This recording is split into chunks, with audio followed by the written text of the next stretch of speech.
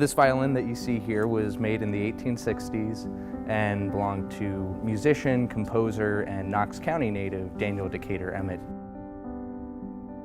So I'm using a microfiber cloth to dust this violin that's in our collection, much like the kind that you may use to clean the outside of your car. The idea behind that being the microfiber doesn't pose the risk of scratching your car, and that same principle is applied to some of the objects in our collection, like musical instruments.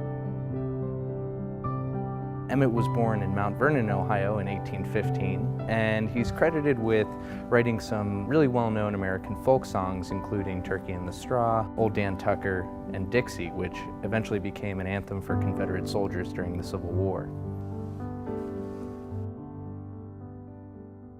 So whenever we're handling objects in our collection, it's important that we wear gloves like the nitrile gloves that I'm wearing right now.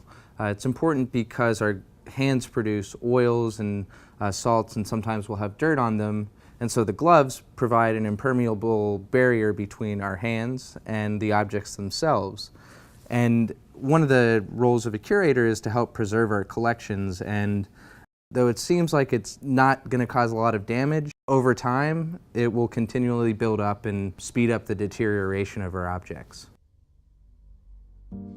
The minstrel show was one of the most popular forms of American entertainment from the 1830s until the early 1900s. And sometimes the performers in minstrel shows, including Dan Emmett, would use blackface, which is a term used to describe the makeup that these performers would apply to their faces to allow them to impersonate a black person.